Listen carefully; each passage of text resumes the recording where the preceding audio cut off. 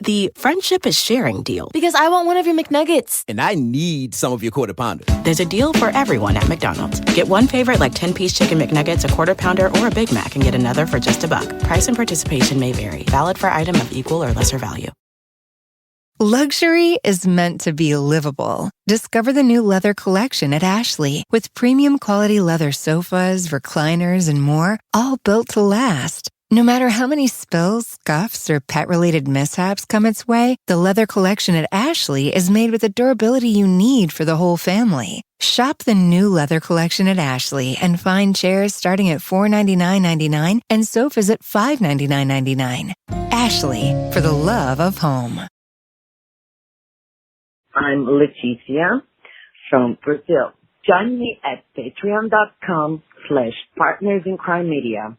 You get all sorts of extra content just like I do every month. I'm Rebecca Lavoie, and this is Crime Writers On.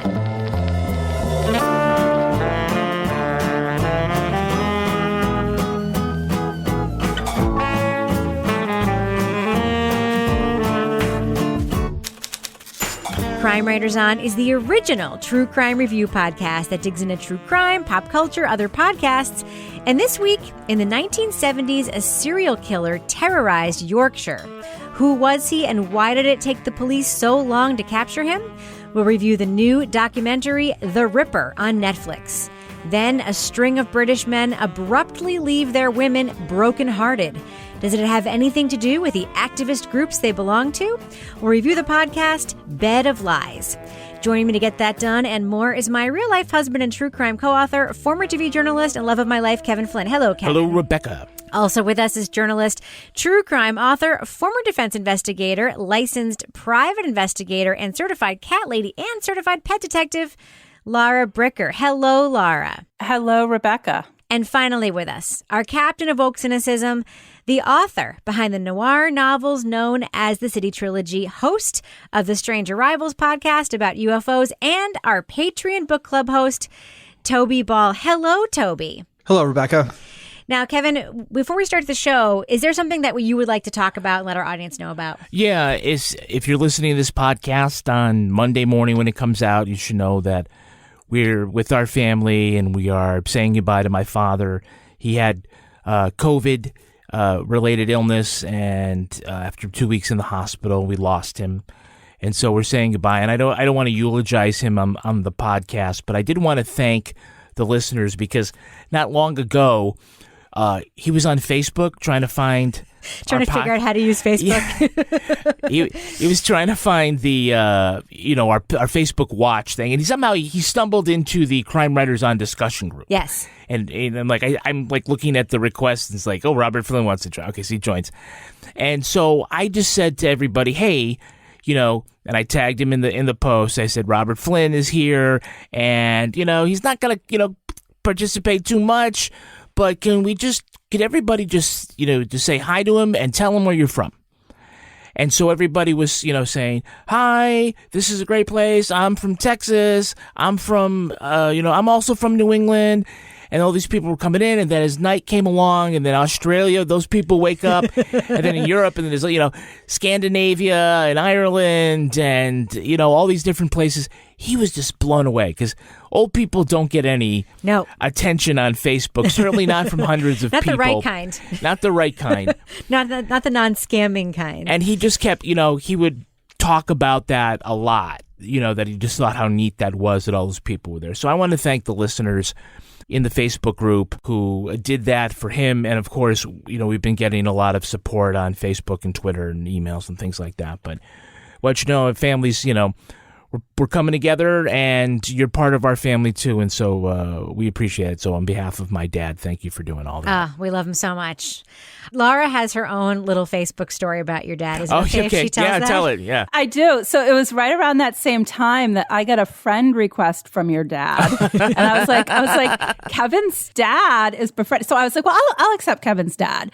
And then he did the thing that all my friends' fathers do, which cracks me up. It was like Robert Flynn is waving at you. The way, is that like the poke? It's like an old feature that no one uses. And I was like, normally I wouldn't wave back, but I was like, I'll wave back at Kevin's dad. So I was like, hey, Kevin. So I like, it's like, you waved back at Robert Flynn. And I kind of loved that because my grandmother, when she got on Facebook, used to do the same thing. I'd get this, Gladys is poking you. And I'm like, poking me? Toby, did my dad try to Facebook friend you? For some reason, he didn't. He had good taste. I was about to say. Showing great judgment. He definitely accidentally friended Laura, too. I'm sure of it. That thumb kind of thing. He totally wanted to see my cats. Yeah. I know that's what it was. Yeah. Well, he was the best person I ever knew, pretty much, and we really miss him. And, I'm really, really sad, but we are really grateful for all the outpouring of support we've got from this community. We're very lucky to have so many wonderful people in our tribe. Now, before we move on to the podcast, I have something else that I want to talk about briefly, and that is the gifts that we received from Laura and Toby for Christmas. Oh, okay. You haven't gotten my gift yet. Didn't you send me a book? I sent you a book, but that was just because you mentioned it. That you kept forgetting it. Okay. You got a gift coming. It's going to be there in like a week or two. Did you get my gift? I just did. I got your gift. It finally I put arrived, it on the tree. right? Yes. It's on the tree. Yeah. So what did I That's send pretty you, awesome. Toby? You sent me an alien Christmas tree ornament. That's right. That's right. Handmade from Everybody a was maker on very Etsy. excited. Yes. And Laura, I sent you a Christmas ornament as well, right? You did. You sent me a microphone, a podcasting microphone, and I put it way at the top of the tree so my cats couldn't break it. Well, we are twinsies because I have the same ornament, Laura. Yeah. Rebecca, you gave me a sushi ornament. I actually bought ornaments for the whole family as I do every year, and I think I accidentally threw away the bag they were in, and they were all super expensive, and I'm super mad about it. Yeah. I'm so angry about it. I know. So, Kevin, what did Laura get for you? She got me. Again, I don't. We talked about in the after show, so if you haven't in the after show, It was maybe a the spit funny take isn't going to be. moment. Yeah. It was a book, and it was, what was it called? Laura, what was the book called? Lost Cat? Lost Cat, a And the true story of love, desperation, and GPS technology, or something like that. You literally did a spit take when you opened that It was gift. great. I may never read it, but you definitely got your money's worth with the laugh. You're going to read it because Toby got one as well, and I think we're going to have to do a book club and read that book and talk about it. Jeez. Well, Carol You're going to be Baskin, invited come to on? a future episode of I think Carol Baskin's on New Year's Eve tonight. Nice. I think she's on Anderson Cooper's. I saw it. I was like, Carol Baskin. Our friend Oh Carol. yeah, she's one of the stories of 2020. I'm sure. Yeah. Well, so she's not actually paying attention. We're actually recording this podcast on New Year's Eve. We should explain that because you're not warping time. But yeah, maybe she'll be in the book club about Lost Cat. That would be something. Something. Well, and speaking of Lost Cat, you guys, holy moly, I wrote this story. I think I mentioned it last week or the last time we taped about this cat that was found after 7 years. Wow. Yeah. And it got picked up nationally. Nice. USA Today. Nice USA byline. Today. Yeah. And now People Magazine picked it up. And yeah. Wow. Laura, are you making any money off this? No. So the People Magazine person sent their own person, who, by the way, didn't write as well as I think I do. No, But, you're better. But anyway, no, I just was like, how funny is this that the first story I have that really goes national like this is a cat story? Of course it is. Yeah, well. Of course it is. It's on brand. And we should explain to our listeners that, did the AP pick it up, Laura? Is that why it ended up in USA Today? No. So the reason it ended up is because the parent company of the group of newspapers that I write for now is part of the USA Today network. Got So they basically mine all of their local They can just steal your all work. the papers. Yeah. So they basically pick up local stories and steal it. And I get nothing except the fame of being like, hey, this is a total crazy cat lady. Like, I have achieved a new level Nice. of crazy cat lady right now, I think. Well, I'm very going proud of national, you. yeah. I mean, you're going to become the Jason Schreiber of cats.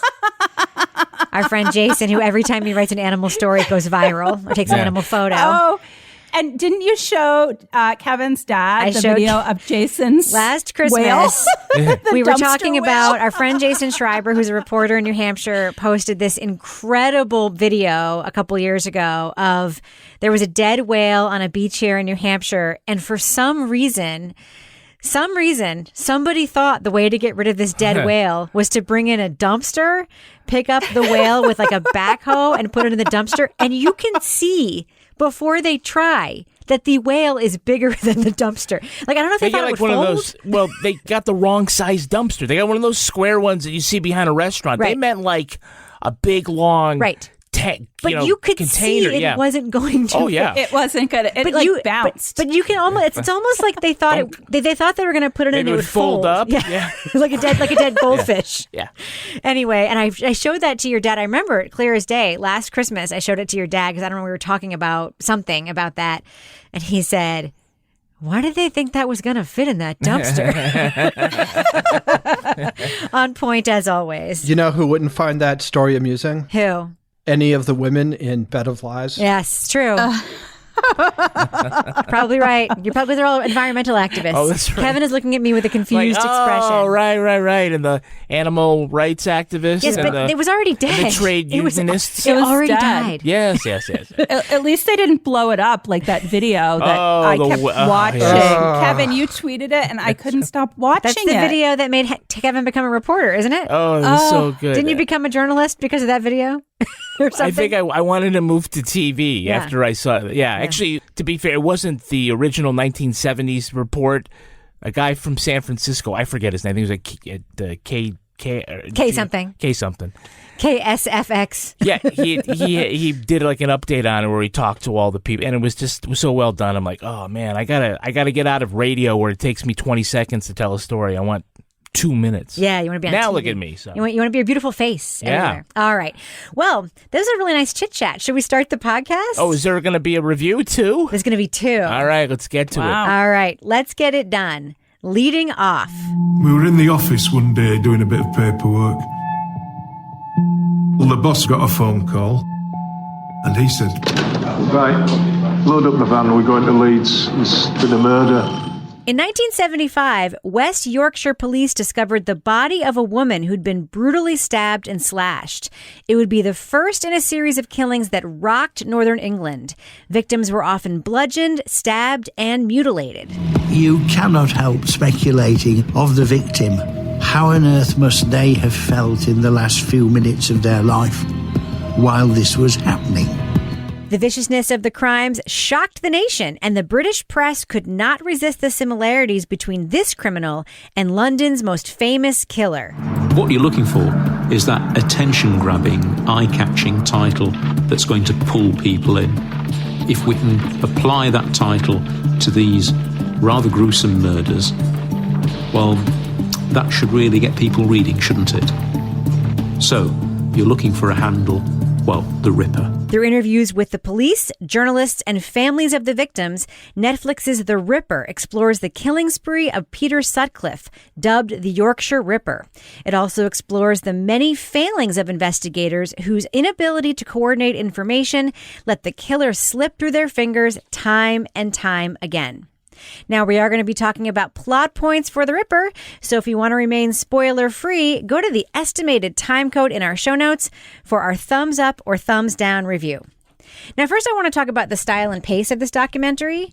We have mixed feelings about it, but it does do something that everything we've ever watched from the cases in the 70s and 80s brings to us, which is that people in that time looked way older than they actually were. Toby, you have an example of that, right? Yeah, well, George Oldfield, who was the guy who was sort of put in charge of the case. Hot cop, yes. Hot? I thought he was a good-looking guy. That old guy? Yeah, he's pretty good-looking. When he was young. Oh. When he was young. Well, I figured he was like in his 70s or something. Yeah.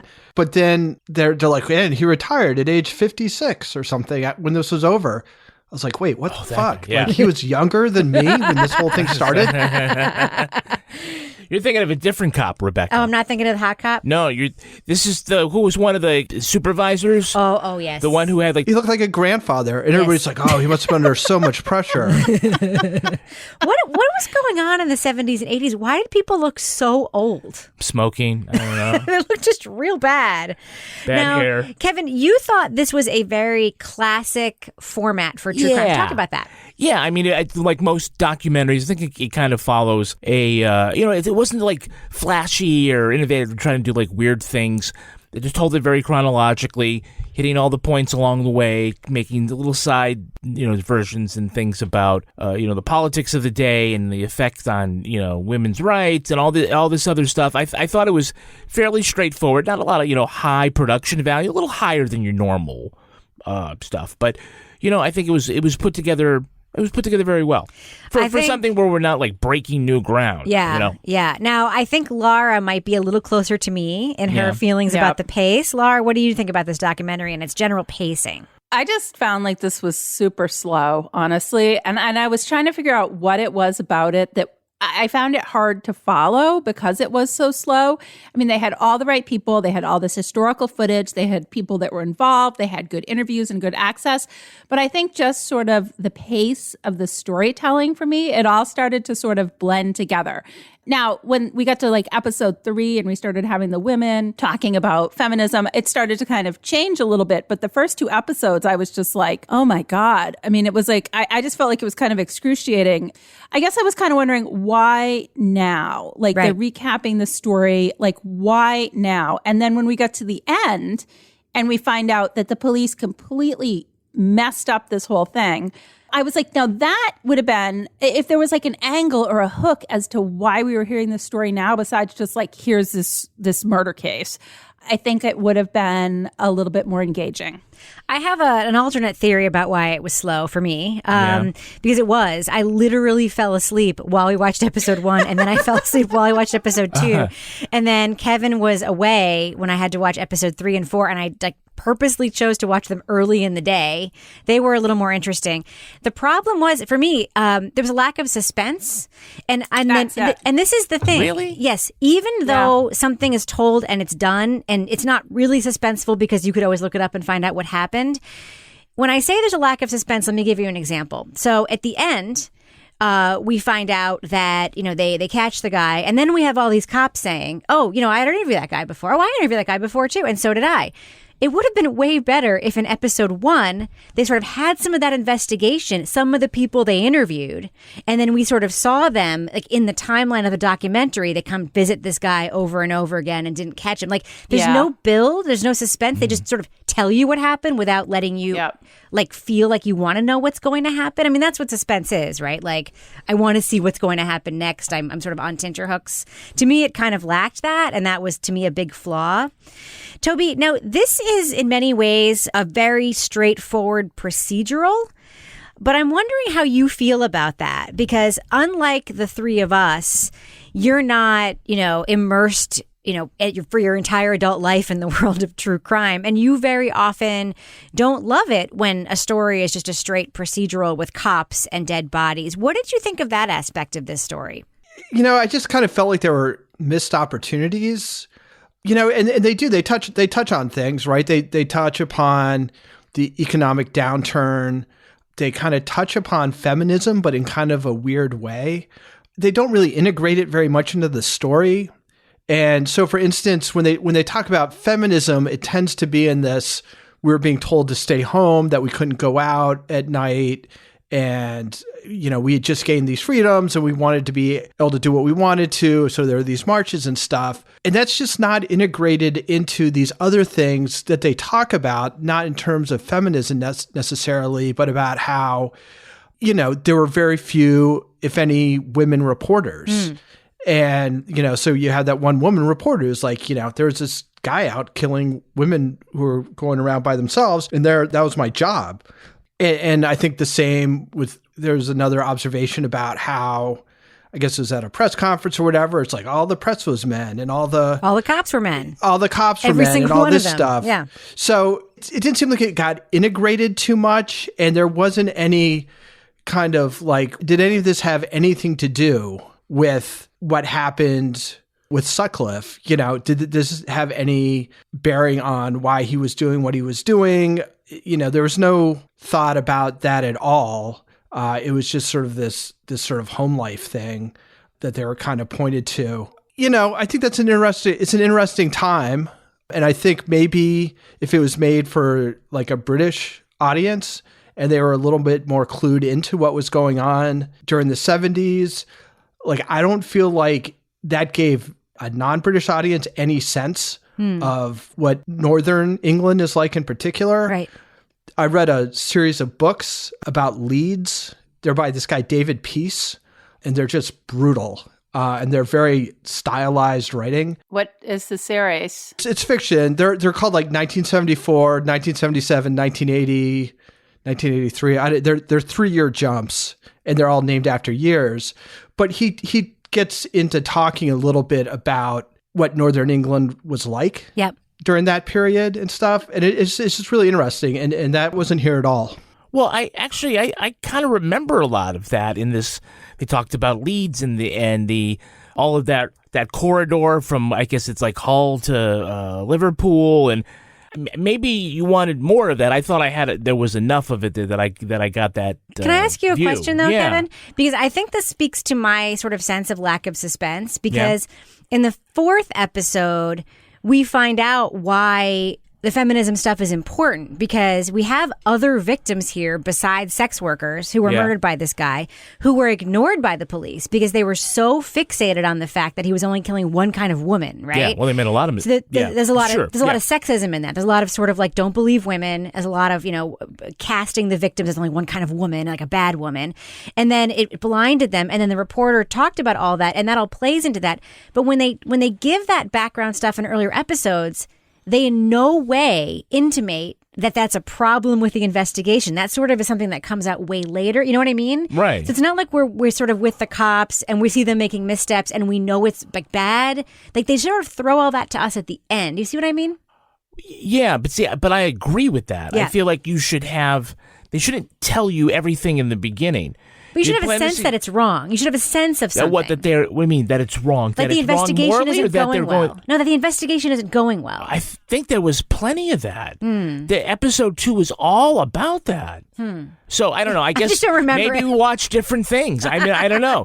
I mean, I'm not the one that fell asleep on the couch at the end of it. So I don't know. Maybe I'm wrong. I don't know. Well, I know what you're trying to say, Rebecca, because I was thinking, like, if they had come at this from, like, at the end, we found out basically they totally effed up this investigation because they mischaracterized who the victims were and they had these preconceived notions. If that had been kind of the lead off in a way of like, what this was this huge case and it was bungled by the police and coming at it. So that was kind of the hook. And instead of leaving it till the end in episode 4 where they really get into it. You know what I mean? Yeah. Kevin, what did you think of the use of all the archival footage and photographs? I loved it. Tell me about that. I love found video. And, well, this isn't found video. This is archival stuff from news organizations from around the world about this case. And there were like 1 or 2 recreations and reenactments, when there was, a car when Sutcliffe was arrested, the car on the side of the road, they did some video of that, and they have a couple of drone shots and shit like that. But I really got a sense of the time and the place because there was so much archival stuff. Yeah. And you could really visualize it. I could put myself not just there in a geographic place, but also in a cultural place and in a time.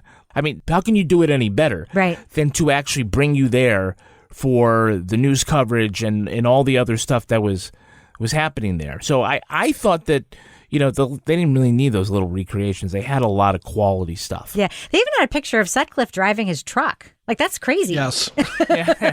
Toby, I have a question for you sort of tied to what we were talking about before. There is like some morality stuff that the police laid over this case that played a huge part in their missteps. And, it was almost like, the film says, the reporter says near the end of the film, like they weren't investigating this case. They were investigating Jack the Ripper.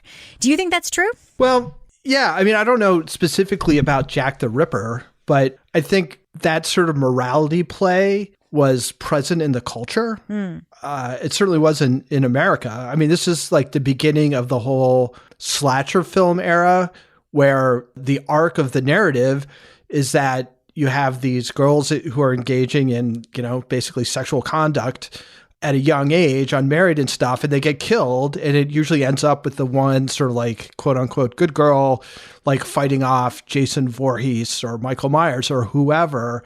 So I think that, that idea is already out there, that having sort of non-sanctioned kinds of sex carries, deadly consequences. Yes, it's so bad for you. If you're a lady to have sex.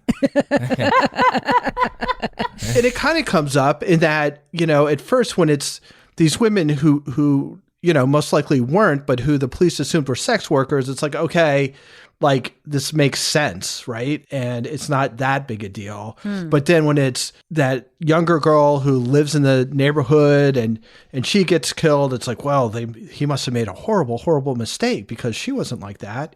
And, and then I guess it's like the fifth murder or something where, again, it's like some high school age girl. Yeah. And it's like, well, that's a step too far. Yeah. So yeah, absolutely. I mean, it's about as blatant as it can be. Laura, what are your thoughts about that? About the cops, sort of mixing the morality of women with their investigation and assumptions about the case? Well, I think it's sort of a sign of the times. Obviously, this is taking place, decades ago. And I think it also just shows when it plays out, there was just this angle of, this masculine angle to the investigation that, because of the way that they were, making these judgments, they weren't seeing the full picture. They weren't going in with an open mind and looking at all the possibilities in this case. And it's kind of a window into this time in history, and shows us what women were dealing with at that point and how people were characterized based on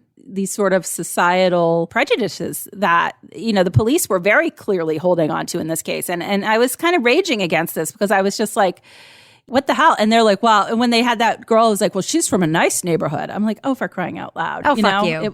Yeah. That's what you meant to what say. I said. Yes. That is what I said. I said, yeah, so. I'll concede one thing as I'm listening to everybody else here, and I try not to let everybody sort of affect my opinion of the piece. The things that you guys were saying, like there wasn't a lot of, or wasn't there, I would say it was there. I think what you're saying convinces me that they didn't do a strong enough job of signposting it and showing that this was important, this is important, this was important. The whole thing about it, first about the prostitutes, was that it shows that sex workers, they would get fixated on one thing, and then they wouldn't veer off of that. And it was proven wrong. Oh, my goodness. It wasn't just sex workers. It was this. They don't learn that lesson. Here comes a letter. They're like, oh, this is definitely from the Ripper. And it wasn't. Yeah. And here's the phone call. Oh, and if he doesn't have a Geordie accent. Oh, Jesus, the Geordie accent. Right. Time and time again, they would get caught on something, and this is what it is. And they put blinders on everything else.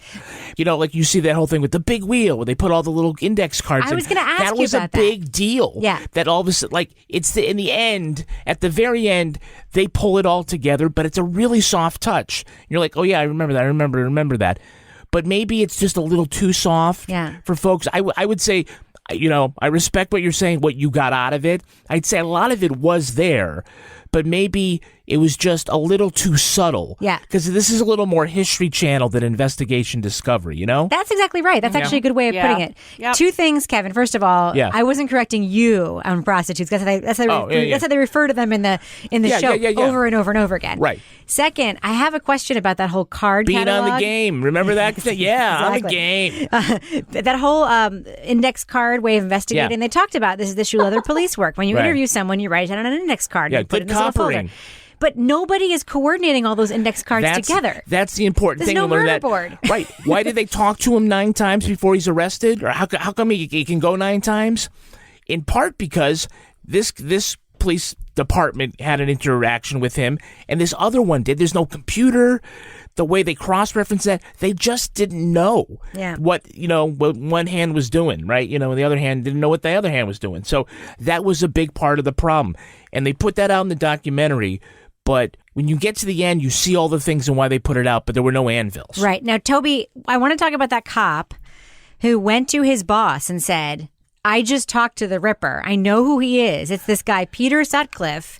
His pay comes from the factory. Don't have a good feeling, boss. Where we tracked this money to. He was in the areas where all the crimes were committed. He looks exactly like the identikit sketch or whatever they call it. Yeah.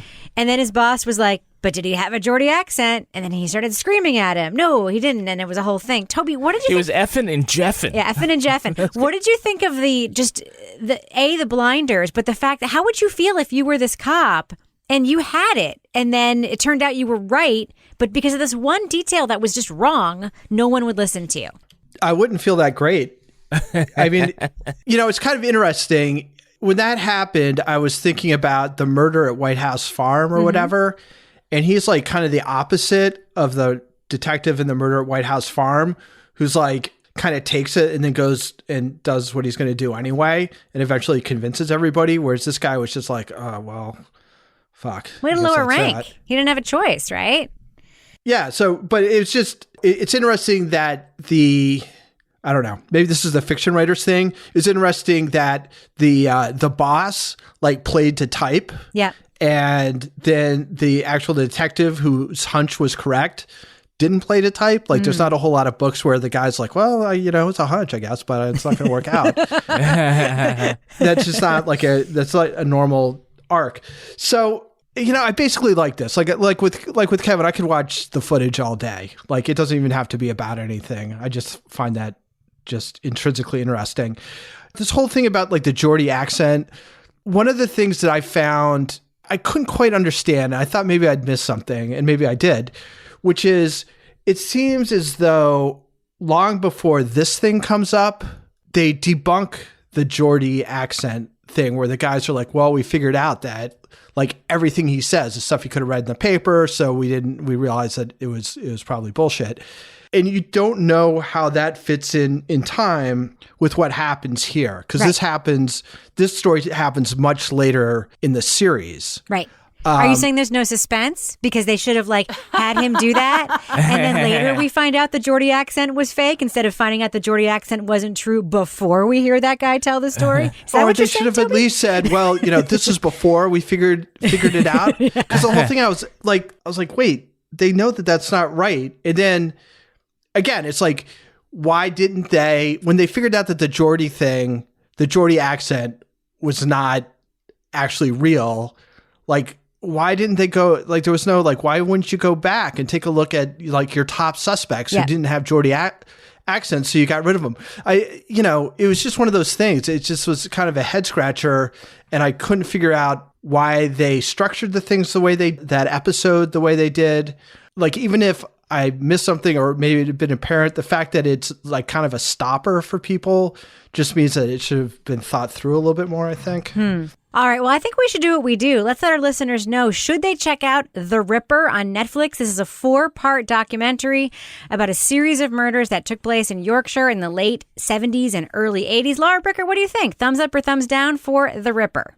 I'm kind of going thumbs sideways towards down, I guess, on this one. So like southwest? A droopy thumb? It's a droopy thumb. Nobody loves... A flaccid thumb. It's a flaccid thumb. How do we get it up? Well, it's just not going to happen. I love the British coppering shows more than anyone. Oh my God, I've been watching so many over the holiday break. And this just didn't do it for me. I mean, so I did see somebody suggested in our discussion group that the BBC did a documentary a few years ago about this case that was a lot tighter and shorter. They said, check that out if you want to learn about the case. I don't know. This whole documentary just sort of blended together to me. They had good people, good sources, good historical footage, but it just kind of wasn't that exciting in the way that it was told. And so, unfortunately, it just didn't keep my interest. Toby Ball, thumbs up or thumbs down for The Ripper? I give it a sort of minor thumbs up, I guess. I agree with Kevin that, the fact that we can talk about this stuff that they didn't kind of follow through on means that it was there to begin with, but it just wasn't sort of presented strongly enough. I guess for something like this, in order for it to sort of get beyond telling this happened and this happened and this happened, it's like, what are you trying to show here? Like, what are we supposed to be getting out of this? beyond, well, the cops weren't very good at their jobs right then. It seemed like there's a lot of things you could have gotten out of it, but they don't make much of an effort to make the cases for those things or to take those things and kind of integrate them into the story. So I just kind of felt like there was a big lost opportunity there. But at the same time, you know, again, I find the era interesting. The footage is great. And as a story of sort of failure of institutions, I thought it was pretty interesting. So, you know, it's a mild thumbs up. Kevin Flynn. Yeah, I'm going thumbs up. I do enjoy things, you know. This is more like a History Channel kind of retelling of the story. I knew a little bit about the Yorkshire Ripper, so I kind of knew where things were going to go. So something like The Big Wheel, when we talk about I understood why that was significant. So maybe I'm one step ahead of an American audience that doesn't know a lot about this British serial killer from the late 70s.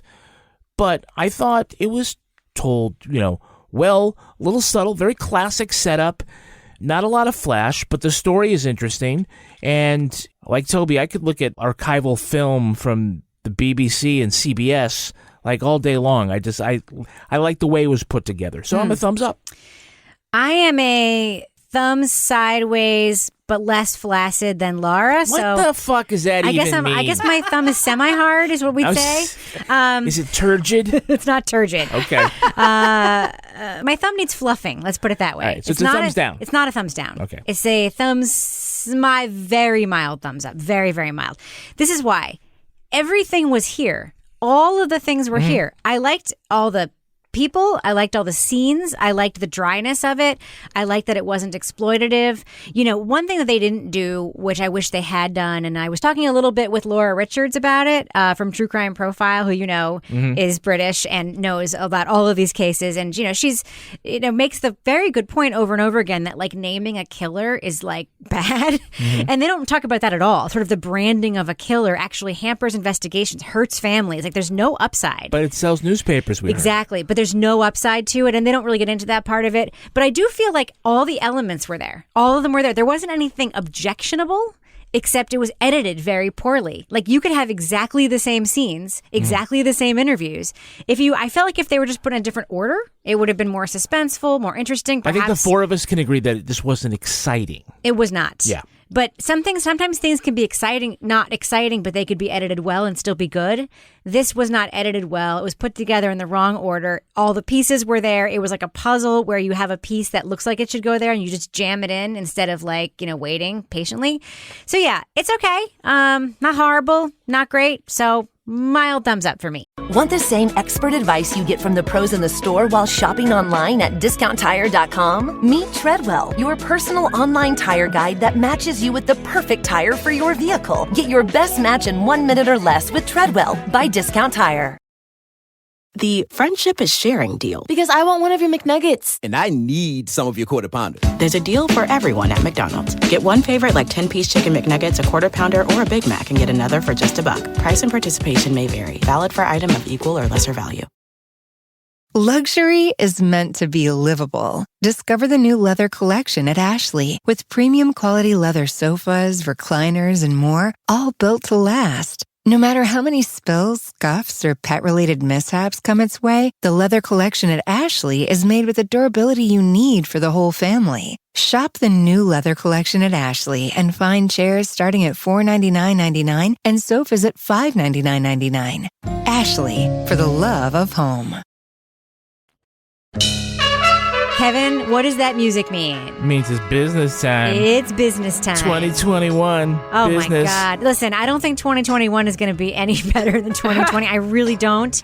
Yeah. But I am It's gonna happy be a little better. No, it may be worse, but I am happy that we can at least find out now. You know? All right, yeah. At least we'll have the opportunity to find out. So in our business time, we usually tell you what you can get on our Patreon and so forth. And so today on the Crime Writers on Patreon after show, if you're one of our patrons, I am going to spill the tea over why everyone is so pissed at the team at The Daily and the New York Times, the podcast team at The Daily, in the wake of the Caliphate scandal, the Caliphate returning the Peabody scandal. I'm going to spill all the tea for you guys. In particular about one producer, but also in particular just management person. Exactly. It has many layers. It will be like my murder board, my Carrie Matheson style telling of this story that I may or may not have had a part in making a thing on Twitter. So that's happening in our after drinks show. poured over people's heads. Exactly. And Laura Bricker, of course, is going to fill us in on all the British shit she's been watching because I need to know to make a list. Yep. So that's what's happening on the after show. Kevin, what else do we have going on our Patreon right now? We have Toby Ball's Deep Dive Book Club podcast. Toby Ball's Deep Dive Book Club. And Toby, tell us about the book that you guys just read. What is it, The Third Rainbow Girl? Yeah, The Third Rainbow Girl. It's about, remember, what was it, Broken Hearts? About the rainbow festivals or whatever? Yes. So this is about two young women who are headed to one in the early 80s who are murdered. And it's sort of a combination of a story about sort of the investigation into their deaths and also the story of the author who is working on sort of like an AmeriCorps thing in West Virginia where this happened. It's a very interesting book. Yeah. Definitely recommended. I talked about this with Sarah D. Bunting and Julia Henderson. And Julia Henderson, of course, is from the 30 for 30 podcast, right? Yes. Love her. It was a great conversation. It was super interesting, largely because of their conversation with each other. So yeah, I would if you're on Patreon, definitely check it out. I thought it was super interesting. Well, while we're just talking about Toby's Book Club for a second, I just want to plug one thing that is not on Patreon that everyone can listen to for free. I did an interview with Rebecca Sebastian, who's been a frequent Toby Ball's Deep Dive Book Club guest. She is wonderful. She has a podcast called Dialogue, and she had done a bunch of interviews with a bunch of true crime podcasters, and she was like, and thus ends my series on interviews with true crime podcasters. And I was like, wait, what? What do you mean thus ends your series? You didn't interview me. And she apparently had wanted to for a long time, but she was that thing. Don't text her. Exactly. Be cool. Yeah. Okay, she was trying to play it cool, but I really wanted to be on the show, and it's really one of my favorite interviews that I've ever done. Rebecca is wonderful. She asked great questions. We talked a lot about what makes a good true crime podcast versus a bad one. We talked just a lot about a lot of things, and it's really, really good, and in large part because she's so great. So check out Rebecca Sebastian's podcast Dialogue, the interview with me, and then you'll find other great interviews there as well. Now, Kevin, before we move on, do we have any Patreon patron saints of the week this week? Our Patreon patron saints are Jennifer Tate and Jordan Smith. Nice. Bless you. Bless you. Jennifer is a crazy cat lady, so I love her. Meow, meow. That's like the cat version of bless you. Pirate Jack, yes. Nice. All right, Kevin, thus ends, does it not? The business section. The business section. I'm going to go ahead and fade that music out now. Moving on. First summer we went to Glastonbury. Felt like we were in love. Seemed to have similar outlooks in life. Making love. Quite inseparable. We got chatting that night and we hit it off. While working as advocates for left-wing British causes, several women find love among the young men who've come to protest beside them. At the same time their relationships deepen, their group's political actions are increasingly foiled. There is one thing on everyone's minds in all of this. A nagging doubt that won't go away. They'd planned the raid with the utmost secrecy. So how on earth did the police know about it? The women fear their boyfriends are hiding secrets, and the men vanish, leaving them with so many questions. Through their own sleuthing, they learned the men did not live and sleep with them for romance, but to infiltrate their ranks. Amid fears London could become a hub of revolution, Special Branch Detective Conrad Dixon says to his superiors, "Give me 20 men, £500,000 and a free hand, and then he will make the problem go away." In the podcast Bed of Lies from The Telegraph, host Cara McGugan explores one of the UK's biggest recent scandals. How far and how intimate can the government go to keep tabs on citizens in the name of domestic security? Now, we are going to be talking about plot points for Bed of Lies, so to remain spoiler-free, go to the estimated time code in our show notes to hear our thumbs up or thumbs down review. Now, Kevin, I have a question for you. Yes. And I'm going to tip my hand. This is a thing that I loved about the podcast. I loved that this podcast had a sexy, like Wondery style name, like Bed of Lies. It sounds like it's going to be about just like some like secret life, like have another wife scandal, right? Yeah. And it had sort of this hook, and the whole first episode was sort of about like, you know, I'm with a man and I'm being betrayed, and it really sort of sets you up for some like juicy, like dirty true crime. But it ends up being about something like real and political and police misconducty. And I like loved the fact that they used that hook to tell this story. What did you think? Right, because you could have gone straight up the political angle. Right, and told the story that way. It has more of a Dirty John kind of start. Like my log line would be Dirty John meets Chicago 7. Yeah. Right, and I think that that's fine because not only, you know, you build sympathy for the characters. And, you know, some might say, oh, well, you're making it about silly women. And, you know, I defend that. I think it's a great way of doing it. I think that the women are treated well by the interviewers. There's a lot going on, though. Yeah. You know, to say that because we're working with a lot of different timelines that are, and like stories about relationships that the timelines are not overlapping at all. Yeah, it is a little hard to keep track of. I know Toby and Laura both had issues with that. But Toby, the one thing that I appreciated is that Kara says in the first episode, like, I'm going to throw a lot of stuff at you. A lot of it doesn't really matter. I liked that, but it is confusing a little bit. Right, Toby? Yeah, I mean, there's just a lot of very, very similar stories, right? And to the point where I was like, is this all going to just turn out to be the same guy? Yeah, I thought the same thing. That would be great. Yeah, so I thought that was kind of her. So I didn't feel like I was like, okay, wait, who's this? And she's with who? And all this stuff.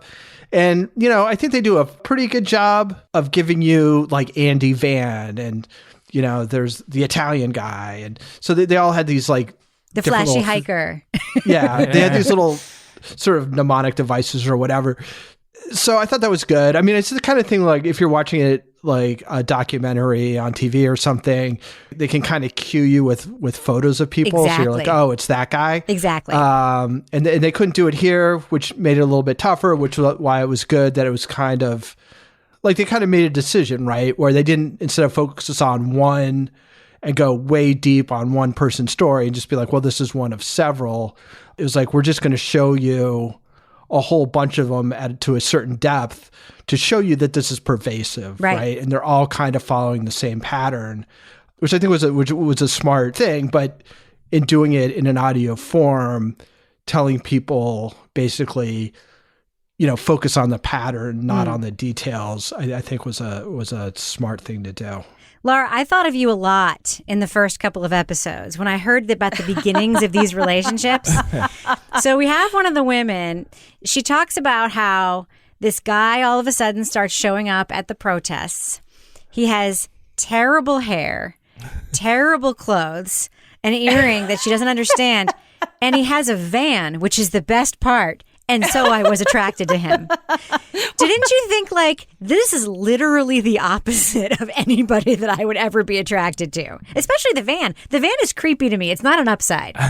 No, I would have been like, say I was in this group and this guy showed up. I would have been like, is he a pedophile? Why does he have a van? Is he a kidnapper? Why doesn't he cut his hair? I would have been super, but, you know, no, it would have been a big no for me, but it was interesting to hear how these women, like what attracted them to these men. And the fact that he had the van also was key when they were doing things they shouldn't have been doing, because he didn't have to go in because he was the getaway driver. That's right. You know? And there's also apparently, we learned this van culture in England. Yeah. Like having a van means something. Yeah.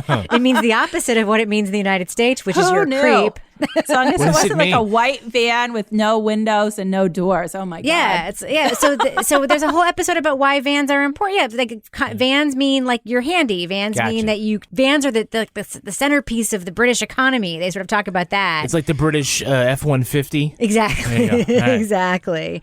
It was very interesting to me in that relationship how she made him go to couples counseling. For like I mean, that was a detail. Like, I cannot stop thinking about that. Now, this is the one instance, of course, we'll talk about later what these guys were actually doing, which is horrible, but this is the one instance where thinking back on it where I actually feel bad for the guy, even though he like should not have been there. Imagine your job is to infiltrate a group and part of it is getting into relationships, and then you have to go to couples counseling with that person for a year. Oh.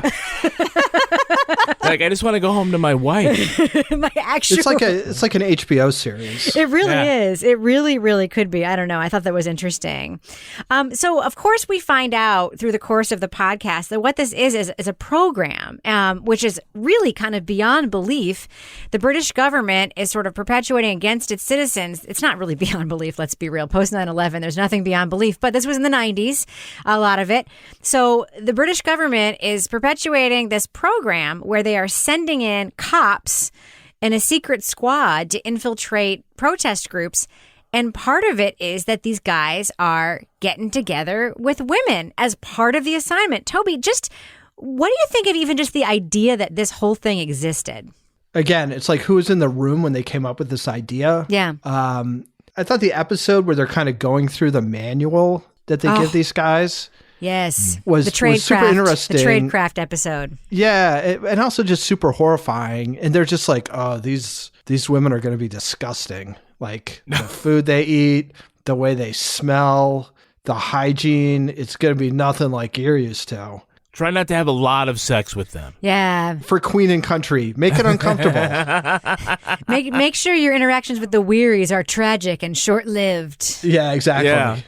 One of the things that was interesting to me, Laura, is these guys all disappear. And the pattern is really stunning, right? They're together for a period of time. By the way, a long period of time. These guys are visiting, hanging out with the families.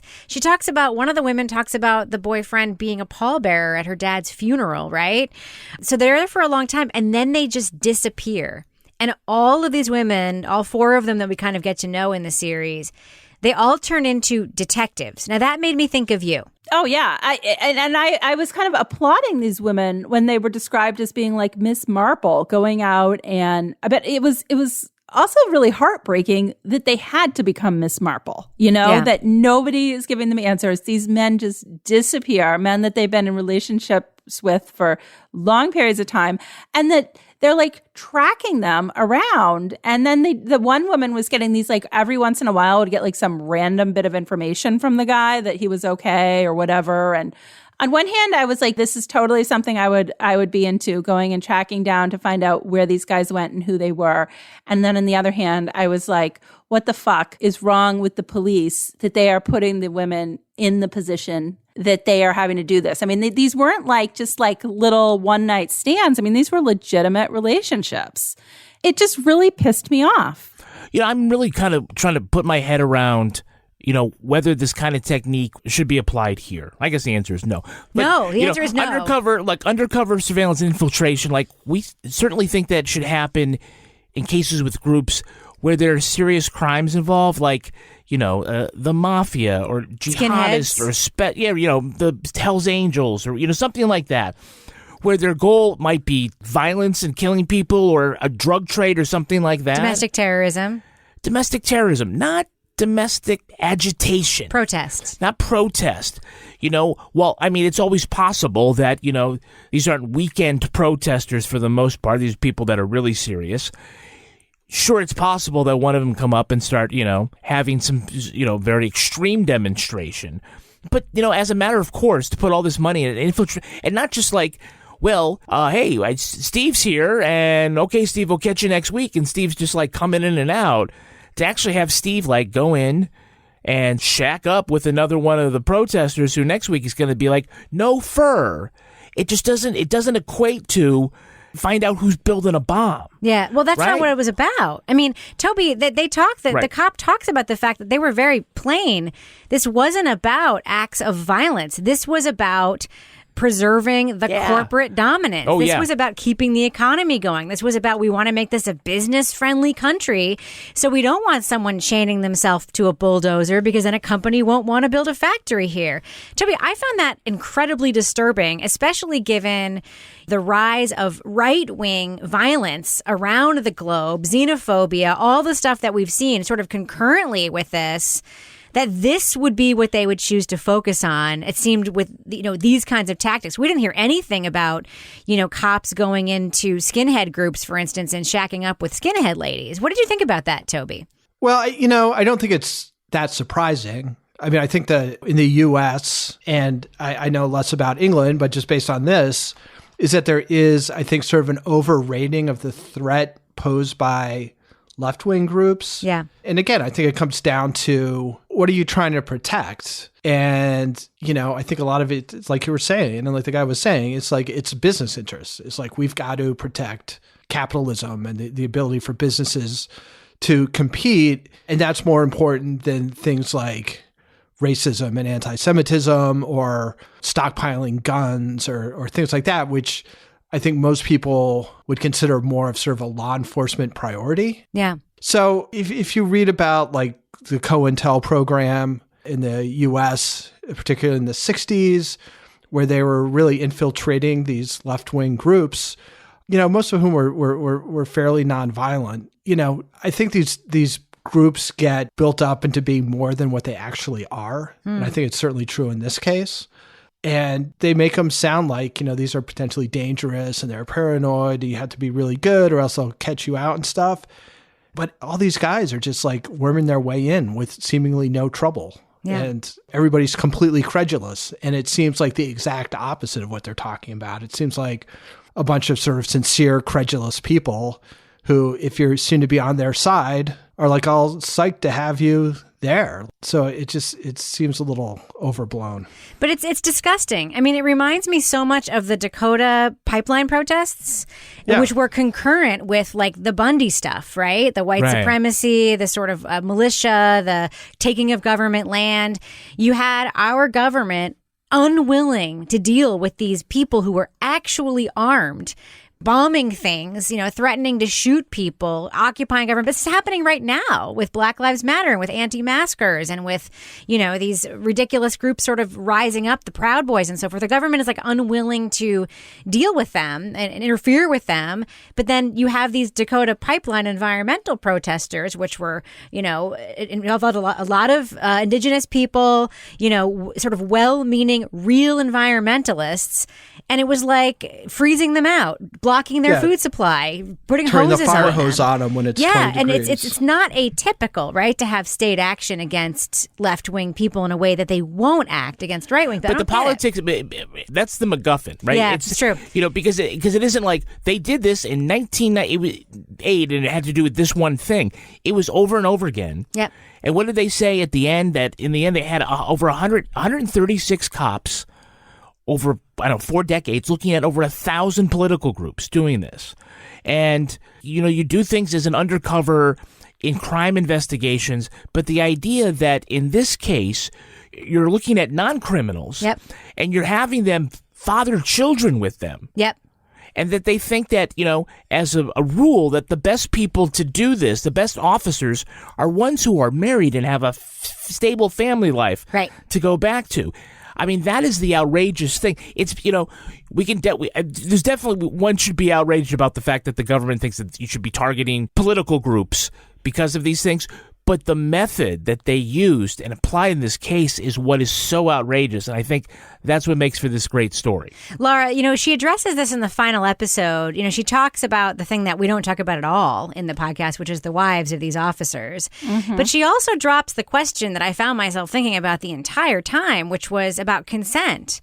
I mean, it is very, very easy to frame as rape because it is like, when you go into a sexual relationship, you think you know what you're doing, right? When you consent, it's because you think you know who you're with. It's your decision to be with that person.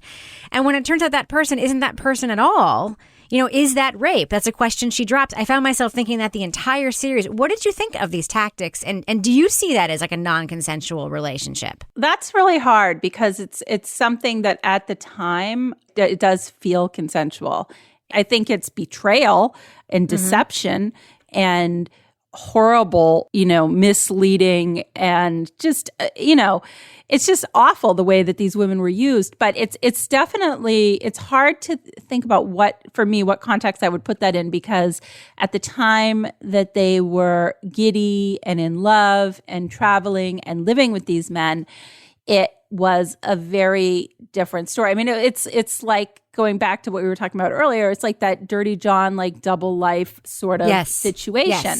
So it's we never talked about whether or not Deborah was consenting. We never talked about that. Well, in that there was story. stupid Deborah. Well, no, she's not stupid Deborah. It's Dirty John. Yes. So in hindsight, I think it obviously goes into a different context. So that's a really tough question. And I thought it was interesting when they brought the wives in at the end because, you don't realize when you're hearing this whole story, you're thinking like, how the hell can these guys keep up 2 lives to the extent that they are without either one knowing about the other or whatever and managing to keep that all separate and keep up 2 facades? I mean, that's incredible that they were able to carry that off for as long as they did. And I did feel sympathy for the wives because they didn't ask to be put in that. I mean, can you imagine? I would be like, fuck you, you're out of here. Sorry. This is what I wanted to do during this review. Just can you, Kevin and Toby, just indulge me for a second so I can have a little girl talk with Laura right now? All right. So, Laura, I found myself thinking about some things that I wanted to ask you about woman to woman, okay? All right. How do these guys go on vacations with their marks?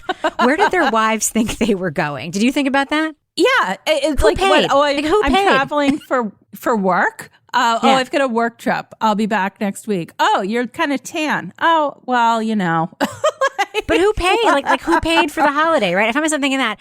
The other thing I was wondering is, have you ever found yourself in a situation like when your boyfriend wasn't in the car and you decided to search his glove compartment? Because I know that I do that shit all the time. What about you? Oh, I do that stuff all the time.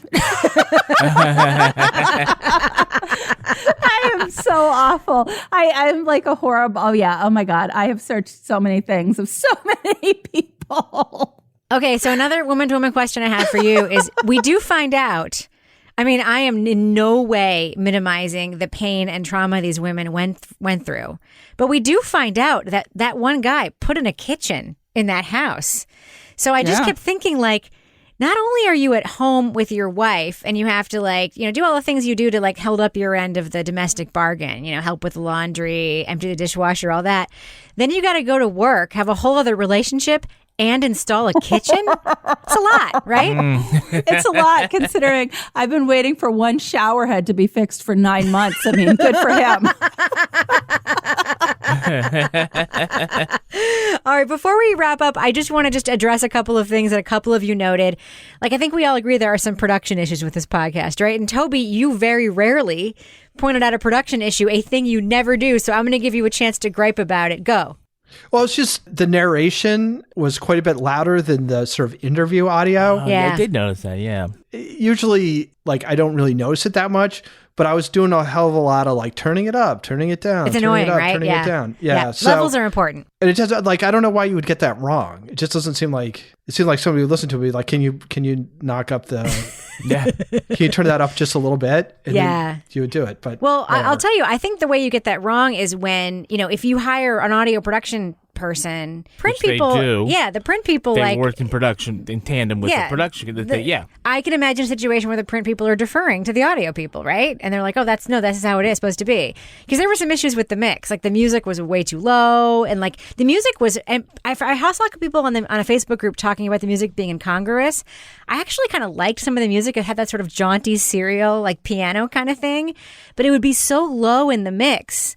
And then they'd bring it up, but they wouldn't bring it up at all. And I was like, no, here's where you really want the music to be your interstitial here. That was just a production quibble. But there's a lot going on in this podcast. So on that note, I think we should do what we do and let our listeners know, should they check out Bed of Lies from The Telegraph, host Kara McGugan's exploration of a group of cops who infiltrate political groups and have sex with women for long periods of time and go to counseling and actually doing their police jobs. Laura Bricker, what do you think? Thumbs up or thumbs down for Bed of Lies? This is a mild thumbs up. So I liked this podcast, but I couldn't, if you asked me what the names of these couples were, I couldn't tell you for the life of me because there were some parts that were very confusing, keeping the different characters apart. And I clearly have a mental block because besides Andy Van, I don't remember anybody.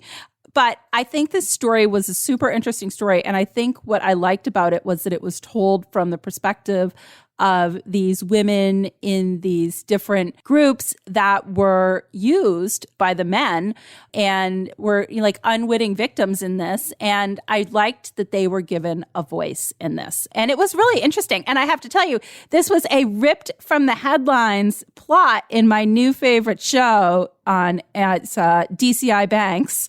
On Prime, which I just started watching today. Yeah, I love DCI Banks, Ellen. And so, yes, in one of the later seasons, there is actually a plot line where they have an undercover cop who they find out years before fathered a child with a woman that he had a relationship when he infiltrated one of these groups. And it came up to be a plot in a murder case. And I was like, ripped from the headlines. So I would say, mild thumbs up. It's a really interesting case. And I guess maybe you don't really even need to know who these people are because it's interesting without remembering their names. Toby Ball, what about you? Thumbs up or thumbs down for Bed of Lies? I'm a thumbs up. I liked it quite a bit. Again, I think they give you the right advice at the beginning, which is don't worry about all the details. Because what it really is about is a program and seeing the patterns. And, it's horrifying. They've got a lot of, they talk to the right people. What they expose is just, it's horrendous, and it was a policy, it was an official program. Yep. So yeah, I really liked it. So I would give it a pretty strong thumbs up. Kevin Flynn, thumbs up or thumbs down for Bed of Lies? I'm a thumbs up, definitely. And I have the same complaint that everybody does, that there's a lot of people to keep track of, and that can be difficult, but you get absolved because you don't really need to. You can just kind of go along with it. It's as Toby says, it's about the program and not so much about the individuals. This will make a great book. I think it'd be easier to follow in book form. Or documentary. I think Toby was right. The visuals, and you can see the people. Yeah, this is one area where podcasting is at a disadvantage when it's trying to keep straight different voices as opposed to a bunch of different faces, perhaps. But otherwise, I thought this was really good. It's a crime scandal that is big news in the UK, but not in the US. So all of it is new and fresh to this audience. And I like the amount of journalism that they did. They weren't really investigating anything. They weren't breaking any news here, but they did a good job of telling the story. Thumbs up. Yeah, thumbs up for me too. And I actually did think they did break some news. One of the things that we heard about, I think that wasn't necessarily reported on a lot, was that coercive relationship that one victim was in with the cop who decided to leave. You know what I mean? Yeah. But anyway, I really liked this podcast, and I was not expecting to. When I saw people in our Facebook group talking about a thing called Bed of Lies, I'm like, oh, it's going to be some Wondery shit. But no, it's really good. And I found myself even telling, my son about it. I'm like, I'm listening to this really good podcast. It starts out, you think it's going to be this crappy Wondery secret identity thing, and it turns out to be this political story that's really interesting. And I really like Cara McGugan as a host, her ability to sort of take us through a lot of this very confusing stuff and sort of draw it together. The writing is very strong in some ways, even though, we talked about all the characters being confusing. At the end, I do find myself very satisfied because she answers a lot of the questions, or seeks to answer a lot of the questions that I have. So yeah, thumbs up for me for Bed of Lies. I hope the Telegraph makes more podcasts. Want the same expert advice you get from the pros in the store while shopping online at discounttire.com? Meet Treadwell, your personal online tire guide that matches you with the perfect tire for your vehicle. Get your best match in 1 minute or less with Treadwell by Discount Tire. The friendship is sharing deal. Because I want one of your McNuggets. And I need some of your Quarter Pounder. There's a deal for everyone at McDonald's. Get one favorite 10-piece chicken McNuggets, a Quarter Pounder, or a Big Mac, and get another for just $1. Price and participation may vary. Valid for item of equal or lesser value. Luxury is meant to be livable. Discover the new leather collection at Ashley with premium quality leather sofas, recliners, and more, all built to last. No matter how many spills, scuffs, or pet-related mishaps come its way, the leather collection at Ashley is made with the durability you need for the whole family. Shop the new leather collection at Ashley and find chairs starting at $499.99 and sofas at $599.99. Ashley, for the love of home. Now it's time for my favorite part of the podcast, a little something I like to call the crime of the week. If you've seen the movie classic A Christmas Story, you'll remember the old man's ongoing struggle with the Bumpus's hound dogs who burst into the kitchen and made off with the turkey. A similar scene played out in Scotland. David Barrett's family of 3 was preparing to carve the turkey when they saw their dog Bubba had polished off the entire bird. It's quite a feat considering the turkey was resting on the kitchen counter, and Bubba is a tiny Chi-Apso. That's a Chihuahua and Lhasa Apso, I believe. The thief could not manage a getaway. Once she finished with the meal, she collapsed on the floor in an instant food coma, probably caused by all the tryptophan in that turkey. Yeah. The incident happened in 2016, but just like A Christmas Story, the social media post makes a comeback each December. It's believed the Barrett family left Bubba and went to a Chinese restaurant where they were served a duck with a head still attached. Let's just hope they weren't as racist as they were in A Christmas Story. So panel, Bubba was a very, very bad dog. What should be his punishment? Laura Bricker, what do you think? I'm kind of thinking of like a Trojan horse sort of tofurkey situation for Bubba next year. A decoy. Nice. Yeah. What do you think, Toby Ball? What should be Bubba's dog punishment for eating the entire turkey that this family planned to eat for Christmas? He's got to do the dishes. It's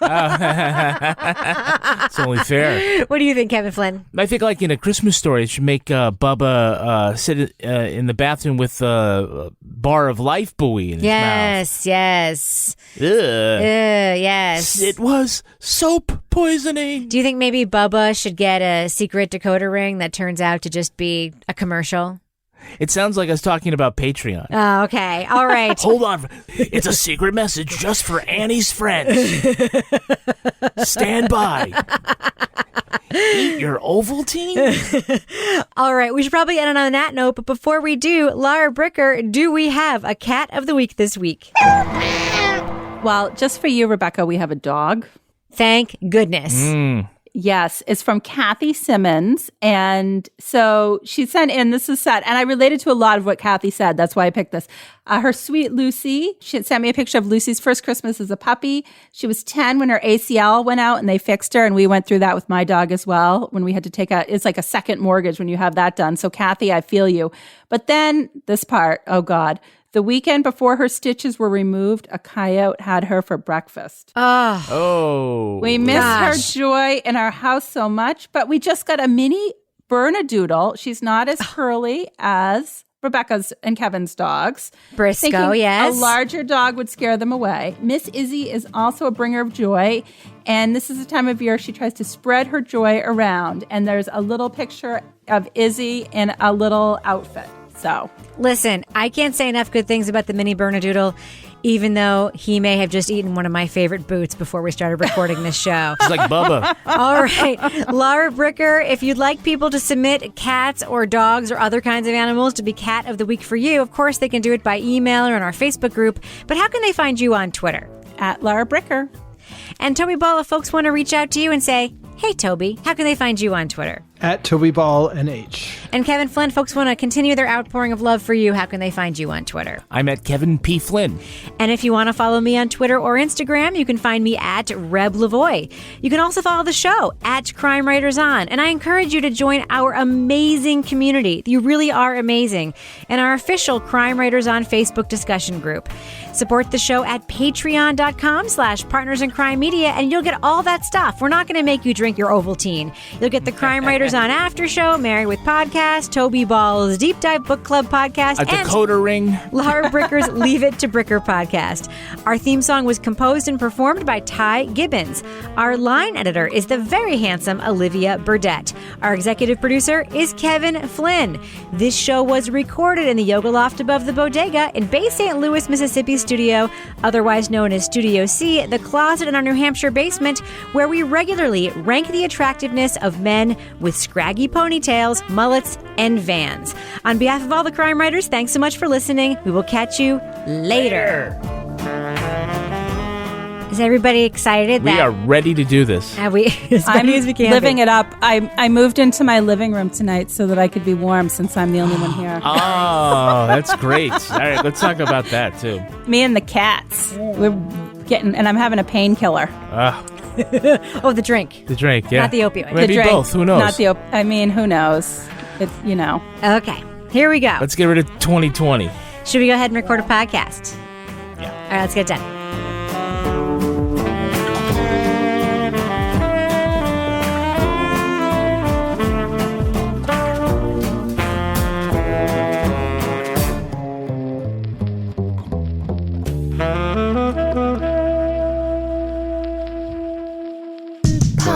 Crime Media.